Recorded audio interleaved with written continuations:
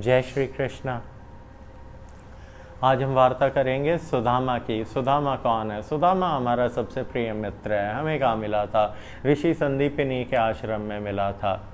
तो हमारी मित्रता थी। गरीब ब्राह्मण का बच्चा था, वो बेचारा वहीं पे अटका रहा। 64 दिन में हमने सभी विद्याएं और सभी सिद्धियां, सभी योग माया ग्रहण करके संदीपनी ऋषि के आश्रम से प्रस्थान करा। लेकिन सुदामा वहीं रह गया, क्योंकि सुदामा विद्याएं ग्रहण नहीं कर पा रहा था। क्यों? क्योंकि लीलाएं थी। अब किसकी हैं ये लीलाएं? उसका नाम लीलाधर है। ठीक है, let's identify him as Leeladhar. Okay. उसके बाद सुदामा की फिर परीक्षा ली गई। सुदामा ने बहुत दरिद्रता में अपना जीवन व्यतीत करा।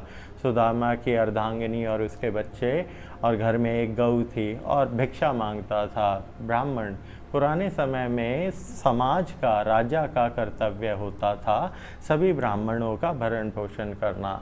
लेकिन उस समय पे परीक्षाएं इतनी प्रचंड थी कि सुदामा के घर में मुट्ठी भर अनाज है, और अब एक दिन कृष्ण रूप धर के आता है भिक्षुक का और भीख मांग के चला जाता है। तो सुदामा खुद भिक्षुक होते हुए भी भोजन करते समय अपना भोजन दान कर देता है दूसरे भिखारी को, क्योंकि वो भूखा था। इसे धर्म कहते हैं। हालांकि इसमें एक स्वरूप होता है कि इतना परिवार का, इतना उसका। तो सुदामा अपना अंश, जो उसकी मुट्ठी चावल थी, धान थी, वो दान करता था। फिर गऊ भूखी है तो पहले गऊ को खिलाना। इस तरीके से सुदामा की अनेकों परीक्षाएं ली गई। ये परीक्षाएं इसलिए ली गई क्योंकि लीलाधर वॉज नॉटी। लीलाधर की साथ एक बार ये दोनों जंगल में लकड़ियाँ लेने गए, कृष्ण और सुदामा। बारिश आ गई और पेड़ पे चढ़ गए।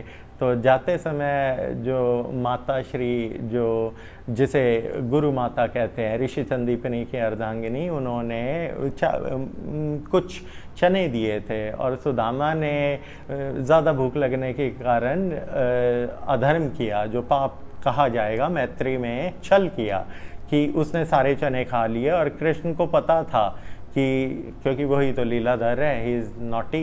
एंड कृष्ण ने फिर लीला ऐसी रची कि सुदामा जब चने खा रहा था तो दांत खटखटा रहे हैं, तो कृष्ण उसके साथ उपहास और मजाक कर रहा है कि कुछ खा तो नहीं रहे, और वो झूठ बोल रहा है मैत्री में।